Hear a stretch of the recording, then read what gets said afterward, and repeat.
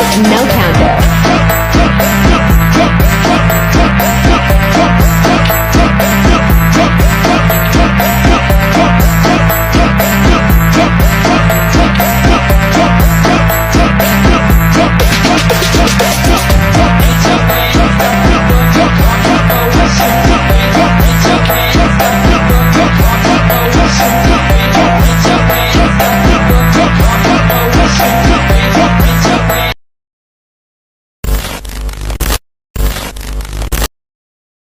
Pagi-pagi, preman kampus sudah membuat masalah.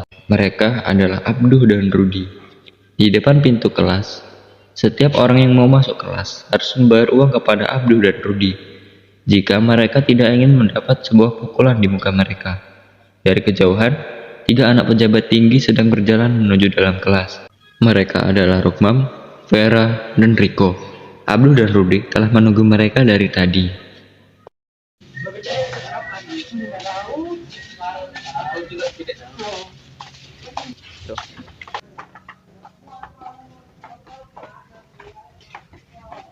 Pejabat cilik, buru-buru ya? Kenapa sih buru-buru? Santai aja dulu, kita main-main aja dulu, bener nggak? Bener, lagian kan belum masuk masih lama, janganlah buru-buru kali. Kenapa lo berdua dan kami berdua? Lo nggak tahu ya? Atau pura-pura nggak tahu? Ini tuh daerah kami. Semua yang lewat sini harus bayar pajak ke kami. Ini aturan nenek doyang. Ini kan kampus nggak ada pajak-pajaknya. Bocah ingutan, jangan bertindak aneh lah. Cengutan, apa lo bilang? Oh, lo begini mau bayar apa enggak? Gue tanya sekali lagi. Bayar. Mana? Yang penting saya beli maksud rumah pada daripada bayar dulu berdua. Mana nih bos? Gentong, lo jangan sok berani main sama kita berdua ya. Ini memang bukan tanah nenek gua, tapi daerah ini khususan gua. Lo sebagai pendatang, mau nggak mau harus bayar ya. Nggak apa-apa sih kalau kalian bertiga nggak mau bayar. Lagian hari ini juga kita belum ada prinsip peribaan. Jadi lo berdua mau bayar nggak? Oke, gue bayar. Asal lo berdua mau lepasin kita bertiga. Lo berdua boleh bayar, tapi untuk gentong enggak. Gimana nih? Kalau kita misalkan nggak lepasin Riko, bisa-bisa kita senapin sama Riko. Oke lah, kita Pak Riko. Oke. Nih duitnya. Hah? 5.000? Ini mah beli cilok aja habis. Kalian kan anak pejabat, masa 100.000 kurang? Oke, biar gue yang bayar. Nah, ini baru duit. Boleh masuk.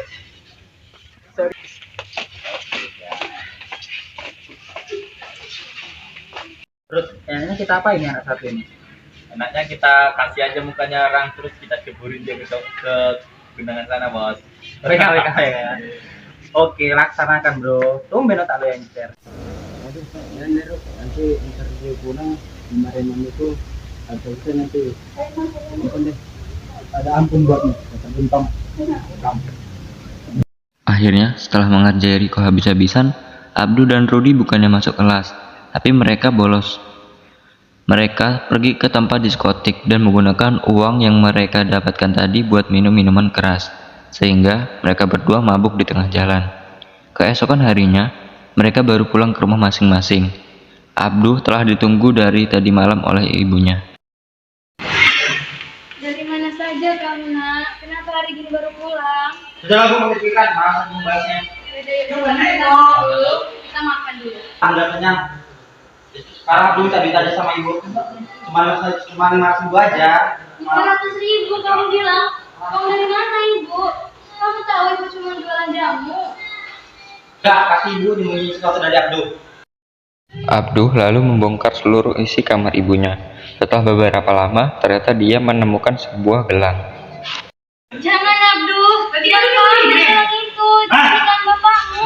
Kau bawen, bener Abdul pergi. Jangan Abdul, ibu mohon. Abduh meninggalkan ibunya begitu saja, layaknya ia tidak mengenal ibunya lagi. Kemudian ia pergi ke pasar untuk menjual gelang itu, lalu ia menelpon Rudi. Halo bos. Lo sekarang ikut gue ke diskotik, kita minum sepuasnya di sana. Nyantai aja, gue yang bayarin kok. Uang dari mana bos? Udah, lu nggak usah banyak bacot. Cepetan ke sini. Gue di depan rumah lo. Oke bos, berangkat. Kelakuan Abdul semakin hari semakin menjadi-jadi. Ia tidak hanya berani pulang dengan mabuk, tetapi sekarang dia sudah berani membawa cewek main keluar masuk rumah. Ibunya pun sakitnya semakin parah. Hingga suatu hari, sepulang sekolah, Abdul pulang ke rumah, ingin meminta uang kembali kepada ibunya. Rudy berada di belakangnya. Betapa kagetnya dia ketika melihat banyak orang di tengah kumpul di rumahnya.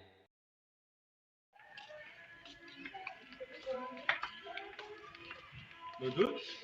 Itu mereka kenapa tuh?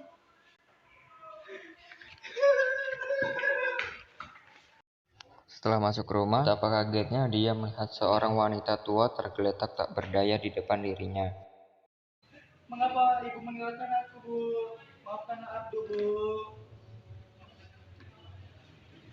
Abdu janji, Bu. Abdu akan berubah menjadi anak yang baik dan soleh seperti yang ibu inginkan.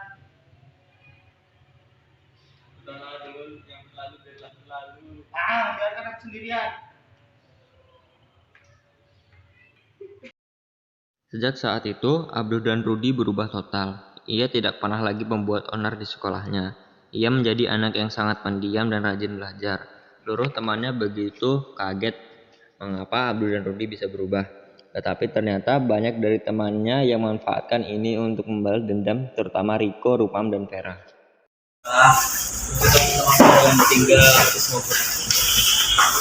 Preman sekolah ternyata bisa coba dulu ya. Apalagi preman kayak gua. Hanya dari mana datangnya bisa coba begini? Ini juga bisa jadi preman lagi, malah peninggalan. Tapi ya ini, gue gak akan ngelakuin sama itu. Sih, lo berdua mau berubah jadi anak baik, bakalan percaya selamanya bakalan akan jadi anak baik. Gimana sih? Mereka mau berubah jadi baik kok malah kalian kalau kayak gini. Seharusnya kalian dukung dong mereka mau berubah jadi baik. Aku jangan jadi preman lagi deh. Lo juga punya dendam pribadi kan sama mereka berdua? Jangan munafik. Sudahlah, dari tahu kehilangan mereka. Mereka memang pantas melakukannya. Memang apa yang salah? Begitu aku sama kepada kalian bertiga. Sampai ada satu perbuatan yang aku lakukan kepada kalian. Tapi tuh, Abdul benar. Kalian juga mau kan maafkan kami berdua? Memaafkan dan berhenti dulu apa aja dulu sambil berhenti dan minta maaf. Malah kalian kerjain.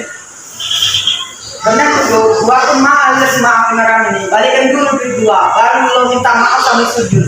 gue juga gak rela maafin mereka berdua sebelum kita membalas atas perbuatan mereka semua. Yaudah, kita pergi aja yuk. Ya. Tapi kita Suatu ketika, Abdul dan Rudy ini bertekad menjadi siswa terbaik sekabupaten dengan memiliki nilai UNAS terbaik. Ketika teman-temannya tahu, mereka tertawa terbahak-bahak. nah jadi kalian berdua mau bertekad menjadi yang terbaik di kampus ini. Dan bermimpi dulu, gue aja nih ya, orang terdepan di kampus ini. Gak bermimpi kayak lu berdua. Lu berdua kan orangnya bodoh, minta ampun. Dan bermimpi deh. Gua aja yang tiap hari rajin belajar belum tentu jadi yang terbaik. Lo yang masih cukup mau jadi yang terbaik, sadar diri dong. Kita aja anak para pejabat yang berpangkat belum tentu bisa masuk ke yang besar. Lah lo berdua yang bodohnya berpangkat mau jadi orang terbaik sekabupaten, jangan mimpi deh. Lo aja lulus aja belum tentu. Kedua memang bukan dari orang golongan yang mampu. Tapi ingat, kesempatan kalau datang kepada orang yang ingin belajar. Maka dari itu, kita berdua pasti bisa. Gua terima tantangan dari lo. Kita buktikan siapa yang jadi terbaik. Oke, gue terima tantangan lo bertiga. Paling kita melawan ini berdua, kita nggak bisa belajar. Benar tidak? Benar, gak usah belajar. Paling kita menang. Untuk memenangkan pertarungan ini, Rudy dan Abdul harus belajar dengan giat. Tetapi masalahnya mereka tidak punya uang sama sekali. Akhirnya mereka memutuskan untuk pergi mengamen pada siang hari dan belajar ekstra pada malam harinya. Panas banget ya tuh. Udah nggak tahan nih. Tahan Ruth, demi mendapat kemenangan kita. Ketika sedang mengamen, mereka bertemu dengan Rukmam, Vera, dan Rico.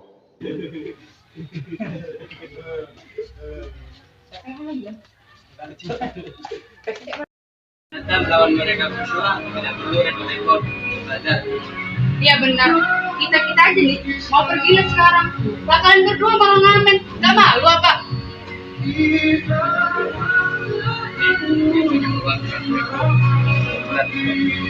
Makan tuh udah gue. Udahlah Ruth, jangan diambil hati. Biarlah mereka merasakan apa yang kita rasakan sebelumnya. Dan biarlah gantian kita merasakan apa yang mereka rasakan sebelumnya. Baiklah Ruth. Setelah mati-matian mereka berdua mencari uang untuk membeli buku, akhirnya kesampaian juga. Mereka belajar dengan tekun tiap hari. Dan pada akhirnya mereka menjadi siswa terbaik sekabupaten, sedangkan Vera, Rukmam, dan Riko tidak lulus ujian nasional, lantaran terlalu meremehkannya. Selamat ya Duk, selamat ya Run, selamat kalian terpilih menjadi mahasiswa terbaik sekabupaten. Sama-sama Lil, aku juga mau ngucapin terima kasih sama lo karena telah udah nemenin kita belajar selama ini. Ya Lil, kalau misalnya kita punya teman kayak kamu ya, kami nggak tahu ini bisa gimana nanti ke depannya. Aja begitu. Ngomong-ngomong Lil, Riko, Vera sama Rukman kemana? Kayaknya sih tadi ada di kelas ya, soalnya mereka kelihatan sedikit karena setelah mereka tahu mereka nggak lulus. Sulit deh, nggak tahu rasa. Laila, Rudi, dan Abduh pun menghampiri Vera, Rukmam, dan Riko di kelas. Hai Man, kenapa lu datang sini? Lo mau pamer ya karena udah menang atas taruhan kita? Atau lo mau malak-malak kita karena tidak lulus ujian nasional? Enggak kok, gue datang sini cuma mau ngajak lo semua makan di kantin. Habis dari tadi Pak kalian mau terus sih. Nanti juga baik banget sih, kalian atas kesalahan kami berdua. Gue juga mau minta maaf ya Duk. Lo juga ya Rut, lo berdua mau nggak bantu gue? Maafin gua dulu, gara telah kau tidak dan maafin gua atas semua kesalahan gua ke lu. Kita juga udah maafin lu bertiga semua. Kita mau minta maaf juga atas semua perbuatan kami yang dulu-dulu. Ya kita sudah memaafin kalian. Daripada kita di sini terus, mending kita ke kantin. Gua yang bayar.